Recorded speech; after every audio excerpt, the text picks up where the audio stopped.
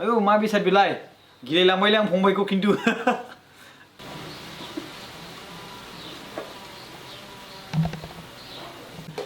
खुलुमबाय नोंथांमोनखौ बिएम सोदोब चेनेलाव फिन खेबसेबाव गोसो गोथारै बरायनाय थाबाय रायजो राजाफोर आंजों दंफैयो जोंनि बर' हारिनि जाखांफुनाय सासे बड' मिउजिशियान सेंग्रा दा बिथाङा खोब फेमास जागासिनो दं आरो लोगोसे बिथाङा क'क्राझाराव थानाय मा होनो बड'लेण्ड रादाब बड'लेण्ड बुब्लि आरो राइजिं जि खौरां फोसावगिरि बर' हारिनि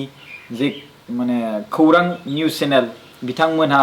बिथांखौ हांख्रायनानै मोगा मोगि खालामबाय बे समावहाय बिथांजों आंबो मोगा मोगि खालामनो थाखाय आं बिथांखौ खावलायहरबाय स' दिनै नोंथांमोननि सिगाङावहाय जोंनि बर' हारिनि गेजेराव जाखांफुनाय सासे बड' मिउजिशियानखौ लानानै फैदों फंबाय अन्नानै फैदो आंजों दसे नोंथांजों मोगा मोगि सावरायनोसै प्लिज अन्नानै हेन्डसेट आरो लोगोसे थेंक इउ सो माच फैनायनि थाखाय गिबि गिबियावनो आङो आदाखौ साबायखर बावनो माने नागिरदों आरो मानो होनना बुङोब्ला आदायादि आंखौ बेवहाय लिंहरनानै नोंथांनि बे चेनेलनि जुगेदि नोंथाङा दि आंखौ फंनैसो बुंनो बा नोंथाङा मोगा मोगि लानो थाखाय माने एसे माबाखौ होबाय खाबुखौ होबाय बेनि थाखाय माने आंनि थाखायबो गोसो गोथारै थारमाने आदानिसिम माने अननाय जासिहरनाय थायो फंबाय जों बयखौबो सापर्ट होयो आरो नोंथाङा दा जाखांफुनाय आरो लोगोसे जों नोंथांखौ सापर्ट होनो थाखाय बा गुबुनाबो जुदि जाखांफुनाय बेबायदिनो दङब्ला जोंबो बिथांमोनखौ सम मोनोब्ला सापर्ट खालामनो थाखाय खाबु होनो थाखाय जों बयबो रेडि आरो लोगोसे नोंथांखौ रावबो होबथानो हाया नोंथांनि जि रोंगौथि नोंथांनि जि टेलेन्ट बे टेलेन्टखौ रावबो होबथानो हानाय गोहो गैया नङा होमबा स' दिनै नोंथांनि टेलेन्टआ जाखांबोगासिनो दं नोंथांनि रोंगौथिखौ रायजो राजाफ्रा सिनायबोगासिनो दं आरो रायजो राजाफ्रा नोंथांनि बे एन्टारटेन खालामनायखौ लुबैनानै नोंथांखौ लेंहरदों आरो खामानि जि फोसावनाय जि रायजो राजाफोरखौ रंजानाय खुसि एन्टारटेनमेन्ट खालामनाय बेखौ खालामहोदों स' बेवहायनो दिनै खोब मेजिक जाबाय आरो जाबावगोन दानियाबो फैदो जों नोंथांनि पार्सनेल लाइफआवहाय नङा होमबा जे नों बबे जायगानि आरो मा गामिनि आरो नोंनि मुङा मा बेखौ रायजो राजाफ्रा मोनथिया खायसे बा सोरबा खायसे दायो निउस चेनेलाव नायना मोनथिबाय स' नों अन्नानै बेखौ फोरमायनो हागोन नामा खुलुमबाय गिबि गिबियावनो नोंथांनि चेनेलनि गासै नायगिरि रायजो राजा नोंथांमोनखौ आं आंनि थिंनिफ्राय गोसो गोथारै माने अननाय सिबिहरनाय जासिहरनाय थाबाय आंनि मुङा माने जंसार बर' आरो ओमफ्राय ओरैनो डिस्ट्रिक्टआ जोंना बाक्सा ओमफ्राय गामिया ओरैनो गेरुवा गेरुवानो गामिया ओमफ्राय ओरैनो एरियाया माने बागानपारा गोलैयो आरो बेनो दिलवाली फिल्मनि जि गेरुवा होननाय मोनसे दंना मेथाइ बे गामि नामा आरोना स' जाहा फंबाया गावनि नाम आरो गावनि एड्रेस गावनि जि जायगा बेखौ फोरमायबाय फंबाय नोंथाङा जि नैबे मिउजिक खालामनाय बे जे माने गियान बे मोनसे नलेज नङा होमबा बे मोनसे गियान खायसे सुबुंफ्रा लेखा बायदिसिना फराय बिए एमए बायदिसिना फरायो आरो नैबे मिउजिकनि सायावबो फरायनाय थायो नङा होमबा जों आरो मिउजिकनि जि मोनसे फिल्म बायदिसिनाबो जों नुबोबाय स' बिनि बिथिङाव आं गिलायलांबाय नोंजों थानो जे नों आंखौ गाइडथ' खालामा फार्स्टआव आं बेखौ बुंग्रोबाय आं माने सोंग्रोनाय जाबाय आंखौथ' गाइड खालामनाय नङा ना माने बे मेजिक माने जोङो माने जोंनि बर'फोरा फ्राय बांसिन साननायानो मा माने जोंनि बर'फोरा माने खोमसि फोथायनायाव दङ बेनिखायनो माने तन्त्र मन्त्र जादु बेफोरबायदि जादु होनना बुङोबा दानि जुगाव सिगांनिया तन्त्र मन्त्रखौ माबायोमोन आरो मायां होनना बुङो जिखुनु दानि जुगाव थारमाने बेफोर माने गैला माने दानिया माने ट्रिक्स ओंखारबाय नङा होमबा दानिया मेजिक होनना बुङोबा माने ट्रिक्सजों खामजोबनाय आरो दानिया ट्रिक्सखौनो मेजिक होनना बुङो माने अके स' फंबाय नोंथाङा माब्लानिफ्राय नैबे जे गियान नैबे मेजिक बेखौ सोलोंनायमोन आंथ' फार्स्ट टाइम 2020 नि मथा मथि अक्ट'बर आरो नभेम्बरसो बेनिफ्राय माने स्टार्टिं खालामहांदो आरो अके स' अब्ला 2 इयार्सनि मथा मथि बारबाय 2 इयार्सनि बा एसे बारबाय बिनि गेजेराव बिथाङा गावनि जि मिउजिक सोलोंनाय आरो बेखौ बिथाङा कमप्लिट खालामनानै फिल्डआव ओंखारबाय दिनै कमप्लिट माने जाजोबद्रायाखै ना कमप्लिट जाजोबद्रायाखै आरो दंबावो ट्रेनिं खालामगासिनो दं होननानै बुंजायो आरो बिनि गेजेरजोंनो नों जे गावनि जि मिउजिकखौ इमप्रुभमेन्ट खालामनो थाखाय नोंथाङा फिल्डआव ओंखारबाय नङा होमबा बेसेबांसो फरायनाय फंबाय नोङो आंथ' ओरैनो एबार ओइचएस फाइनाल होदों अके आरो लोगोसे मानसिफ्राथ' नैबे बिथिङावबो मिथिनो लुबैगोन जानांगौ एसेबां हेन्डसाम नङा होमबा टपि गानदों नङा होमबा आरो टपि गानगिरि हिसाबै आरो फारसेथिं जादुगिरि हिसाबजों फारसेथिं गोबां सुबुंफ्रा मिउजिशियानफोरखौ मोजां मोनो स' थाखागोनखा सोरबाफोर स' बिनिखायनो आङो नोंनिफ्राय मोनथिनो लुबैदों आंल' नङा खायसे सुबुंफ्रा मोनथिनो लुबैदों जानांगौ जे पार्सनेल लाइफ होनना बुङोब्ला बेनि बिथिङावबो थाङो जे नोंथांनाव गार्लफ्रेन्ड दं ना गैया आरो दङब्ला बबे जायगानि गार्लफ्रेन्डआथ' दंनायालाय ओरैनो दङ दङ ओमफ्राय ओरैनो जोंनि माने खाथिनिनो आरो नबस्थिथिंजायनि आरो ओरैनो दङ दङ ना अके स' नोंसिनि जि मोजां मोनलायनाय स्टार्ट बेसे गोबाव जाखो बेथ' 3 years जासिगोन 3 years जासिगोन अके फंबाय मोजां मोननायनि बेलायाव मोनथिनो मोनबाय एजुकेशननि बेलायाव मोनथिनो मोनबाय एड्रेसनि बेलायाव मोनथिनो मोनबाय दानिबा नोंथांनि पेरेन्ट्सनि सायावहाय आं माखासे फंनैसो कुइसन माने मोनथिनो लुबैदों जे नोंथांनि आइ आफाया मा मावो आरो नोंथांनि आइ आफा जे नोंथांखौ नैबे मिउजिशियाननियावहाय बेसेबां सापर्ट होयो स' बिनि बिथिङाव एसे दा जोंहाथ' ओरैनो आफाया गैथ'ला रुंसारि जालांबाय मथा मथि 2 yearsनि खाथियाव जासिगोन आरो ओमफ्राय जोंहा मामि दं बा मादार दं आइया दा बेयो जेबोथ' इदि मावा ओरैनो माने बाजाराव साहा दखान बेफोरबायदि होयो आरो बेनिफ्राय दा आब' सासे दं ग्रेजुवेट कमप्लिट जाना दं ओमफ्राय बाखि आब' साथाम दंबावोमोन बिसोर माने हाबा जाजोब्बाय आरो फंबाया जेब्ला जों बर' इउटुबार मिटआप खालामदोंमोन 2022 आव नङा होमबा बेयावहाय जोङो फंबायखौ आङो फार्स्ट टाइम लोगो मोन्दोंमोन आरो बे समनिफ्राय जों एसे रायज्लायो कमिउनिकेसन थायो बिथाङा आंखौ मालाबा हाय हेल' आदा मा खबर आंबो बेखौ फंबायखौ माब्रै खबर फंबाय माब्रै दङ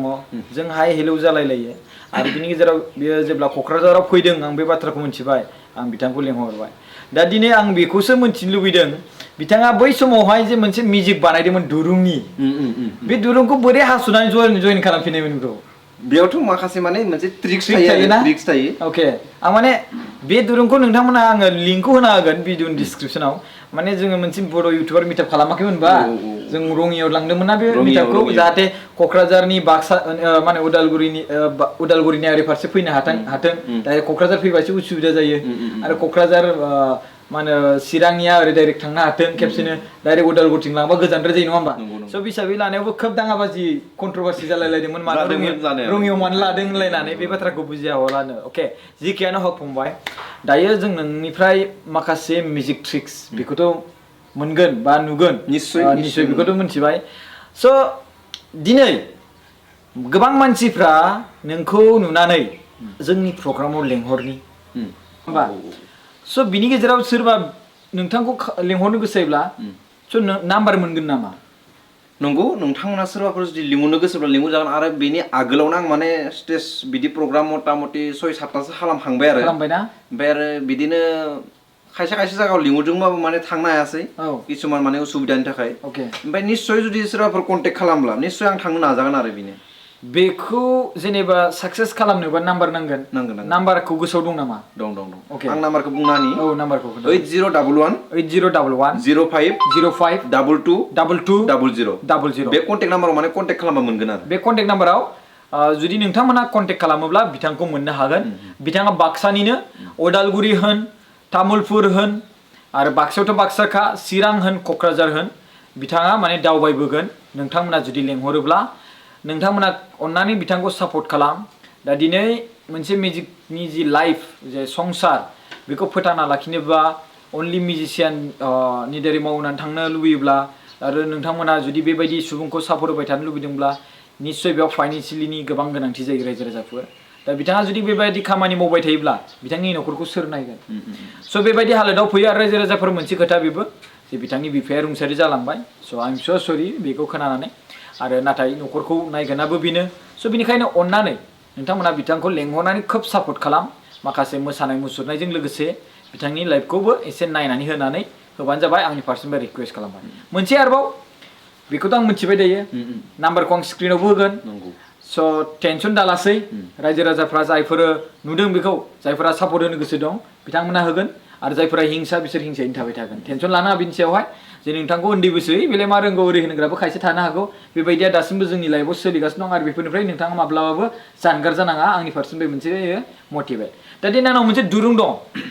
सिगाङाव जे नोङो बर' इउटुबार मिटआपखौ खालामदोंमोन बेखौनो आंनो जादुखौ खेबसे रायजो राजाथियाव खोन्थाबावदो आरो नेक्स्ट जों आरो मोनसेबाव खालामबावगोन अन्नानै प्लिज टपिकखौथ' दोनफ्लांबायमोन आङो टपिकखौ दोनफ्लांबायमोन ना स' टपि अन्नानै जोंहा टपि मोनगोन नामा अके दा टपि बिथाङा गावनो खुद थांबाय दा टपिनि दारै बिथाङा जादुखौ खालामगोन दायो आरो लोगोसे बेयाव जों नुनो मोनगोन लाइभ बेयाव खुनु इडिट खालामा आङो बेनिखायनो बिथांनि सिखारना थांनायखौबो आङो बिदिनो दोनबाय आरो नोंथांमोनहा जि दुरुं बियो इउज खालामगासिनो दं बेखौबो नोंथांमोना दा लाइभ नुदों बेवहाय न' काटिं न' एडिटिं जेबो दाननाय आरो एडिट खालामनाय गैया दा खालामनो हासिगोन स्टार्ट बे दिरुं आरो ना औ आंथ' जोंबो बरियासो खोन्थिखादोंमोन न' औ बाट दिरुंखौ आं हमना ला बेफोरबायदि थन्ना लाबाय एफा गोरा बे दिरुङा खिन्थु थन्ना लाबाय आं थन्ना लाबाय थन्ना लाना बेयाव हायोब्ला बा बेयाव हास'ना हायोब्ला बे मा जागोन बे जगोन थफ्र' बेयाव जुदि हायोबा बे एकदम माने सिम्पोल माथ्रायै एकदम सनै जागोन नङा होमबा सनै जागोन स' बेखौ आं माने बेफोरबायदि माने ज' होनानै बा हास'नानै जरायफिननो हानाया सम्भब नामा खम्बबथ' नङा खम्बब एकदम नाथाय मेजिकजों खम्बब खालामनो हायो आरो माने मेजिकजों माने जाय खामानिखौ एसे जाथावना खालामनो हायो आरो स' बेखौनो आंबो नायनो लुबैफिनदों मानो होनबा आंबो शक जादों जोंनि बर' हारिनि गेजेराव जोङो भिडिअफ्रावसो नुयोमोन आरो जोङो माखासे जायफोर माने मा होनो खालामबाय बेखौ मा होनो बिदिखौ बहाबा थियेटारफोर बहाबा प्रग्रामफ्राव फैनाय बेफोराव जों सानफ्रोमबो जानाय समफ्राव जों माब्लाबा समाव जों सहैफेराबो जायो स' बेफोराव जों नुवा नाथाय आङो बिथांजों जोंनि बर' हारिनि गेजेरावनो सासे दं बेखौ नुनानै आं गोमोदों आरोना स' दानिबा स्टार्ट जोङो मेजिकखौ रायजो राजाफ्रा वेट खालामगासिनो दङ स' आं बेखौनि गेजेराव आनसै दे नोंसा ब्लेडखौ हरदो नैबे ब्लेड जाबाय नाय दे अरिजिनेल हागोन दे आं बेखौ नाय अरिजिनेल हादों आं खिन्थु जुम खालामना होलाय एकदमबारे अरिजिनेल हादों नाय आं फोरसे ज' होगोलायगोन दै नाय एसे जुर खालामनानै नै अरिजिनेल नै जुम खालामदों ना नायदो नै ओरैबायदि बेखौ दा बिथाङा जरायसिगोन नायदो दा बेथ' मा जाखोयो मोननै जाबाय स' मोननैखौ आं बेसे जरायनि न' जरायनानै हायो नामा नायदो एबार नोंथांमोना नुगोन एबार बिथांनि जि जादु जि मेजिक बेखौ बिथाङा ओरैबायदि जइन खालामगोन बिथाङा जे जों जायखौ हास'दोंमोन बे अरिजिनेलाव जानानै फैफिनगोन माने ओरैबायदि मेजिक खालामगोन ओरैबायदि जादु खालामगोन बिथाङा जायखौ आं हास'दोंमोन थफ्र' हास'दों नोंथांमोननि सायाव जों जुम खालामनानै देखायखादों ना नङा होमबा जुम खालामनानै देखायखादों स' दायो नोंथांमोनहा बेखौ नुनो मोनगोन बे हास'नायनि सिना दोङो दा बेखौ जइन खालामसिगोन नायदो पुरा स्टाब होबाय जइन खालामबाय नायदो एबार दा ब्रादारा बेखिथिं आं बिथिं हमबाय नायदो बिफां बेखौ बेयाव हमना लानोसै बे आखाइजों हमना लानोसै आं बेखौ बेयाव हमबाय दा बेयाव हमनानै आङो दा आंनि जनाया बहा दं जनाया बेवहाय दं स' बेखौ माने आङो पुरा माने जनायखौ पुरा माने जरायफिननो आरो ना हास'नायखौ जरायफिनसिन बियो खिन्थु गोसोआव लाखि रायजो राजाफोर हास'नाय दुरुंखौ जरायफिनसिगोन नैबेनो हास'नाया मिथिबायना ओरैबायदि डेन्जार ओरैबायदि स्ट्रं नायदो जादुआ नायदो बेथि दङ नुदों माबा मोनसे मिउजिक लाबोबायलै आयौ मा बेसाद बेलाय गिलायलांबायलै आं फंबायखौ खिन्थु अ माय गड होबाय बियो दे हमबाय आङो हमबाय दे जनाया बहा दंमोन बेयाव दङ डाइरेक्ट हास'खानाय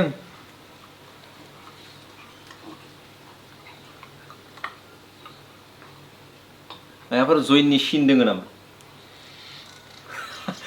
जेबो जइननिबोथ' सिन गैया नङा होमबा मा जाखो बियो आंनो जायगायाव दङ नोंथांमोनाथ' भिडिअ नुनानै गोमोबाय जानांगौ माबोरै खालामखो आंनो भिडिअ दङ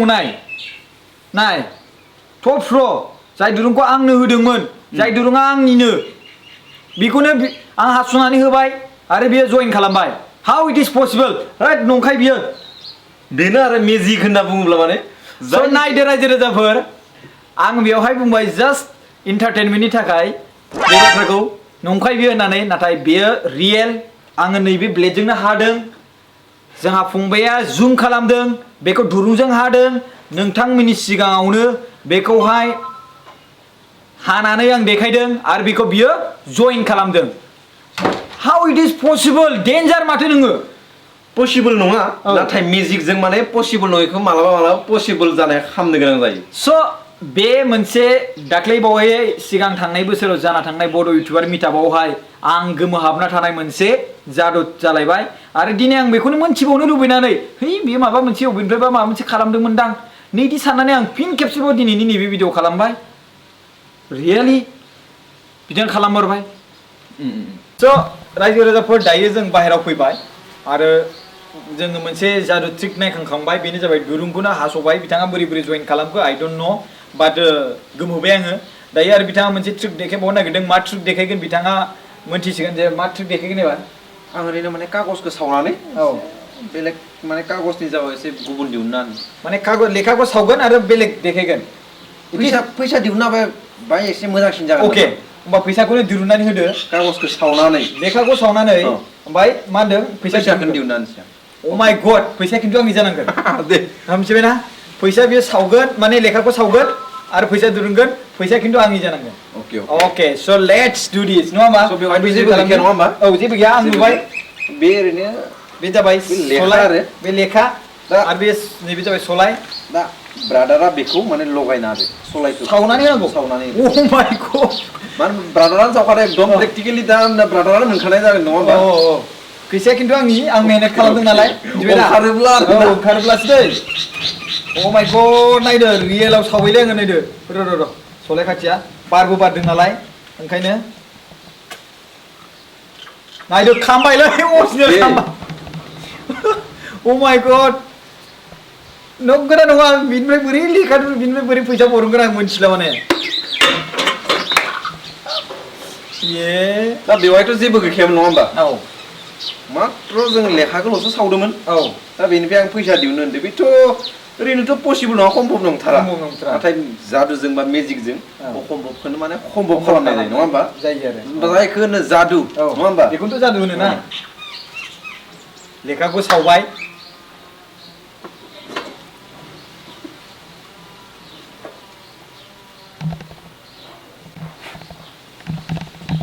साधारन मा सावदोंमोन आङो लेखा नायदो ओमफ्राय लेखा सावनायनिफ्राय फैसा ओंखारजोबबाय आंनि जोबबे फैसायावलाय आं मोनथिखाया आंनि जोबे स' नोंथांमोनाबो बेबायदि जादु नायनो लुबैदोंब्ला बिथांखौ कन्टेक्ट खालामनो हागोन दानि बिथाङा आंनो सावदों आरो लोगोसे मानिफ्राय बै लेखादि सावनाय बिनिफ्रायनो बिथाङा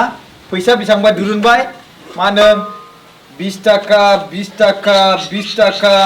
100 थाखाबो दङ ओरैबायदि बबेनिफ्राय होद पकेटनिफ्रायसो सोखुमादोंमोन नामा केमेरायाथ' मोजां खेबदोंना पकेटनिफ्रायथ' सोआखैना बियो